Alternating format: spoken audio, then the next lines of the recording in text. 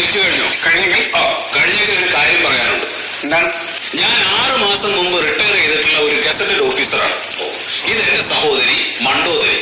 എനിക്ക് വിലയാധാരം തന്നിട്ടുള്ള ഭൂമിയുടെ ഞാൻ സ്വന്തമായി എഴുതിയിട്ടുള്ള ആധാരമാണിത്. എനിക്കിത് ഇന്ന് തന്നെ രജിസ്റ്റർ ചെയ്ത് കിട്ടണം. പിന്നെ എടുത്തു സാറേ, ഞങ്ങൾക്ക് ഇന്ന് തന്നെ തിരിച്ചു പോകണം. അതുകൊണ്ടാ. നിങ്ങളാരാ? എന്റെ ഭർത്താവാ. ഈ ആധാരം അത് ഞാനാണെന്ന് പറഞ്ഞില്ലേ? Gazetted officer.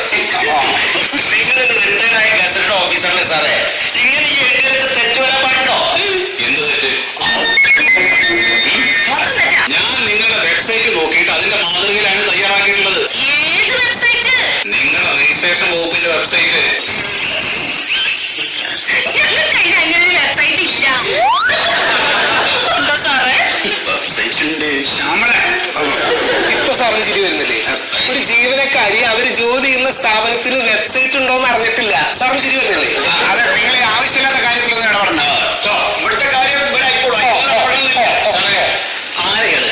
ആര് നമ്മളും? അവനെ നമ്മൾ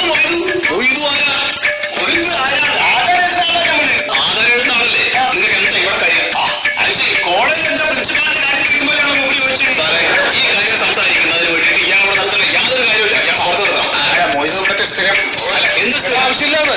ആവശ്യമില്ലല്ലോ. ശരി, മൊയ്തു പൊപ്പി. പുറത്തേക്ക് മാറി നിൽക്കുന്നേ. അത്രേ ഉള്ളൂ. ആ മോഡോ പെൻസിലുള്ള സ്കൂളിൽ പഠിക്കുന്ന കാലത്ത് പുറകിൽ റബ്ബറുള്ള എന്റെ കടലാസ് പെൻസിലും മോഷ്ടിച്ചവനാണ്. ഇതൊന്നുമില്ല. അത് ചോദിക്കാനല്ലോ നമ്മളിവിടെ വന്നത്. ആളെ മനസ്സിലാക്കാൻ പറഞ്ഞു. അതെ, നിങ്ങൾക്ക് ഇപ്പൊ എന്താ വേണ്ടേ? ഞങ്ങൾക്ക് രജിസ്ട്രേഷൻ കഴിഞ്ഞ് കിട്ടണം.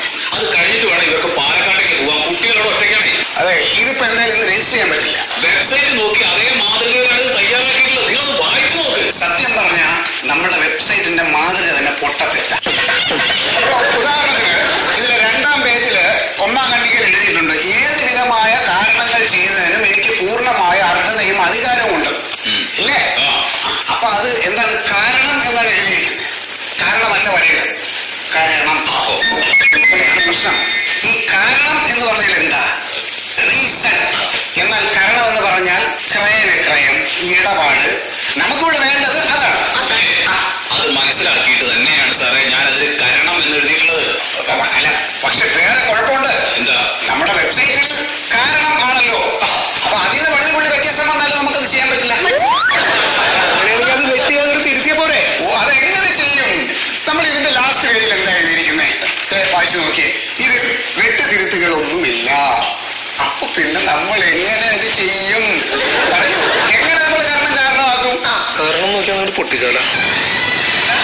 ഈ കാരണം എന്നുള്ളത് അങ്ങോട്ട് മാറ്റി എഴുതേണ്ട കാര്യമില്ലല്ലോ. അതല്ലേ ഞാൻ മലയാളത്തിൽ പറഞ്ഞത്. പറ്റില്ല സാറേ, ഈ മാതൃക എന്ന് പറയുന്നത് വെറും ഒരു മാതൃക മാത്രമല്ല. ഈ തണ്ടപ്പേര് സർവേ നമ്പറൊക്കെ ഓക്കെ ആണെങ്കിൽ പിന്നെ ശരിയാക്കി കൊടുക്കണോണ്ടെന്താ? അങ്ങനെ നിയമം നോക്കി നിങ്ങളൊക്കെ പറയുന്ന പോലെ ചെയ്താലേ ഞങ്ങൾ ബോധം കൊണ്ട് തന്നെയുണ്ട്. അതെ അതെ, ഒന്നും നിൽക്കണ്ട. ഇത് നല്ല എന്താ ഉചിതമായി തീരുമാനിച്ചാൽ അതുപോലെ ചെയ്യും. എന്താ ഉചിതമായ തീരുമാനം? അതായത് നല്ലൊരു ആധാരം എഴുത്തുകാരനെ കണ്ടിട്ട് ഇതുപോലെയല്ല, നല്ല വൃത്തിയായിട്ട് ഒരു ആധാരം എഴുതി. അങ്ങനെ അപ്പൊ ഈ ആധാരം എഴുതുകാര് എന്ത് വന്നിട്ട് എഴുതി വെച്ചാലും നിങ്ങൾ രജിസ്റ്റർ ചെയ്ത് തരുമോ? നിയമൊക്കെ അറിയാം. അതായത് ഈ ആധാരം എഴുതുകാരും നിങ്ങൾ തമ്മിലുള്ള കളികളൊന്നും നിങ്ങൾ ഞങ്ങളെ പഠിപ്പിക്കണ്ട കേട്ടോ. അതൊക്കെ ഞങ്ങൾക്ക് അറിയാം. എന്ത് കളി? അറിയാം. വാടിയ ആ വെബ്സൈറ്റൊക്കെ എടുക്കാമെന്ന് നോക്കൂ കേട്ടോ.